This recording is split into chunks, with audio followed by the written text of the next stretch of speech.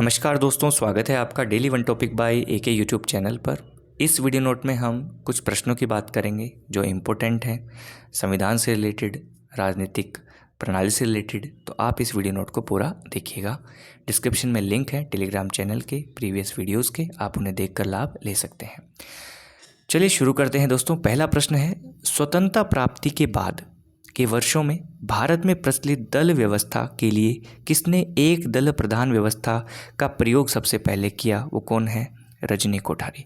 रजनी कोठारी ने स्वतंत्रता प्राप्ति के बाद के वर्षों में भारत में प्रचलित दल व्यवस्था के लिए एक दल प्रधान व्यवस्था टर्म का प्रयोग किया। किसने? रजनी कोठारी ने। सेकंड देखिए, भारतीय संविधान में मूल कर्तव्य की अवधारणा कहाँ से ली गई है?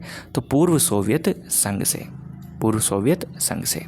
भारतीय संविधान का कौन सा भाग कल्याणकारी राज्य का आदर्श घोषित करता है? कल्याणकारी राज्य का आदर्श, यह राज्य के नीति निदेशक तत्व जो हैं ये राज्य के कल्याणकारी आदर्श घोषित करते हैं। फोर देखिए, भारतीय संविधान का वह अनुच्छेद जिसके अंतर्गत राज्य पद को परिभाषित किया गया है? अनुच्छेद 12। ध्यान रखिएगा दोस्तों, राज्य को परिभाषित अनुच्छेद 12 के अंतर्गत किया गया है। संविधान के अनुच्छेद 12 में राज्य की परिभाषा है। 5, भारतीय संसद के दोनों सदनों की संयुक्त बैठक की अध्यक्षता किसके द्वारा की जाती है? काफ़ी लोकप्रिय प्रश्न है, प्रचलित प्रश्न है, तो लोकसभा अध्यक्ष के द्वारा। अब आप कमेंट करेंगे कि वो अनुच्छेद कौन सा है, वो एक्ट कौन सा है, ये भी पूछ लिया जाता है। संविधान का वह कौन सा अनुच्छेद है जिसमें राज्यपाल को राज्य विधानमंडल के विश्रांति काल में भी अध्यादेश प्रख्यापित करने की शक्ति मिली हुई है?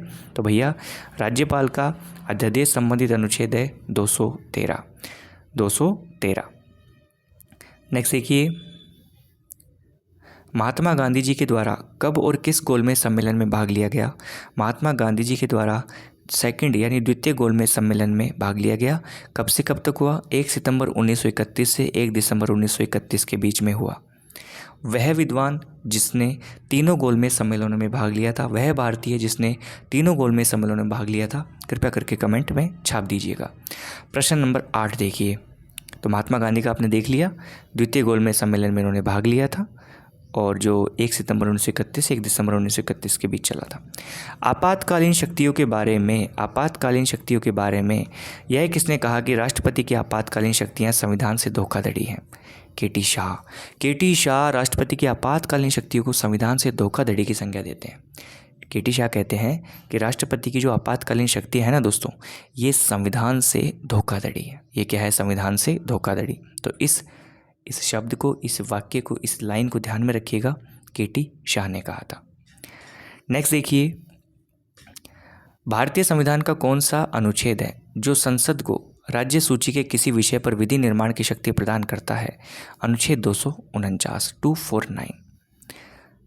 संविधान के अंतर्गत किस अनुच्छेद के तहत उच्च न्यायालय की रिट अधिकारिता या रिट शक्ति आती है? वो है 226।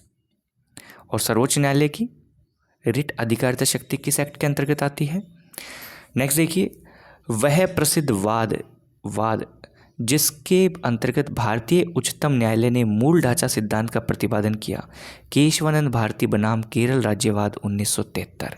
इस वाद को जरूर ध्यान में रखिएगा, इससे संबंधित कोई ना कोई प्रश्न आपसे परीक्षा में जरूर पूछा जा सकता है।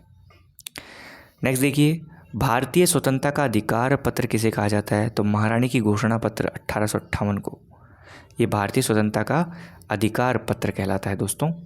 नेक्स्ट देखिए, भारत का संविधान भारतीय संघ की कार्यपालिका शक्ति किसको प्रदान करता है? भारत का संविधान भारतीय संघ की कार्यपालिका शक्ति किसे प्रदान करता है? राष्ट्रपति को। इसका थोड़ा विश्लेषण देखिए, अनुच्छेद 53 में क्या है कि संघ की कार्यपालिका शक्ति किस में निहित होगी? राष्ट्रपति में निहित होगी। संघ की कार्यपालिका शक्ति किस में निहित होगी? राष्ट्रपति में निहित होगी। अनुच्छेद 53 भारतीय संविधान का। 14 देखिए, सदन के किस सदस्य का स्थान रिक्त घोषित हो सकता है यदि वह सदन के बिना आज्ञा के इस अवधि तक अनुपस्थित रहता है? 60 दिन। यदि कोई संसद का सदस्य 60 दिन तक बिना आज्ञा के, बिना सूचना के अनुपस्थित रहता है तो उसका स्थान रिक्त हो सकता है। ठीक है। नेक्स्ट देखिए 15वां, भारत के उपराष्ट्रपति का निर्वाचन किस प्रकार होता है? तो भारत के उपराष्ट्रपति का निर्वाचन संसद के दोनों सदनों के सदस्यों से मिलकर होता है। मिलकर बने निर्वाचक गण के सदस्यों द्वारा अनुपातिक प्रतिनिधित्व पद्धति के आधार पर एकल संक्रमणीय मत द्वारा होता है और ऐसे में निर्वाचन मतदान गुप्त होता है।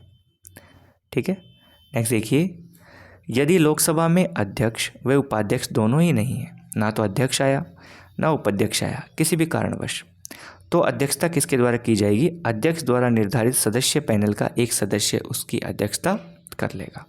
लोकसभा अध्यक्ष के द्वारा एक निर्धारित सदस्य पैनल होगा, उसका एक सदस्य अध्यक्षता कर लेगा। ओके, नेक्स्ट देखिए 17वां प्रश्न, संसद की बहस समिति जिसके अंतर्गत दोनों सदनों के प्रतिनिधि होते हैं वो है लोक लेखा समिति। इसमें 22 सदस्यों, टोटल 22 सदस्य होते हैं, 15 लोकसभा 7 राज्यसभा। लोक लेखा समिति कुल 22 सदस्य, 15 सदस्य लोकसभा, 7 सदस्य राज्यसभा से शामिल होते हैं। ठीक है साहब, नेक्स्ट देखिए 18वां प्रश्न, संविधान का बयान उचित जिसके अंतर्गत गोवध निषेध और कृषि और पशुपालन को उन्नत बनाने का उल्लेख है नीति निर्देशक तत्वों में अनुच्छेद 48। संविधान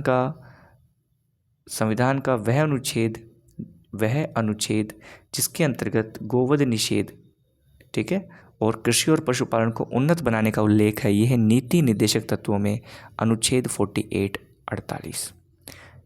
ओके, नेक्स्ट देखिए 19वां, भारतीय संविधान को वकीलों का स्वर्ग, यह वकीलों के लिए वरदान या वकीलों के लिए वरदान कहने वाले विद्वान है सर आइवर जेनिंग्स।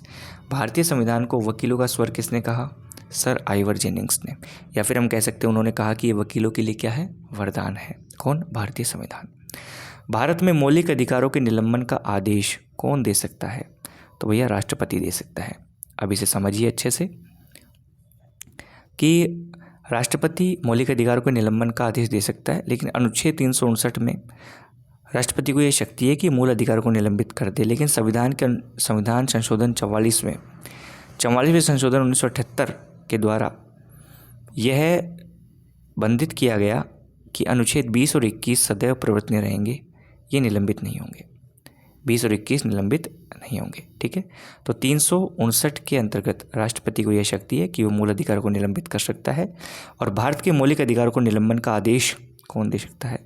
राष्ट्रपति ही दे सकता है। और भारतीय संविधान को वकीलों का स्वर्ग या वकीलों के लिए वरदान कहने वाले कौन हैं?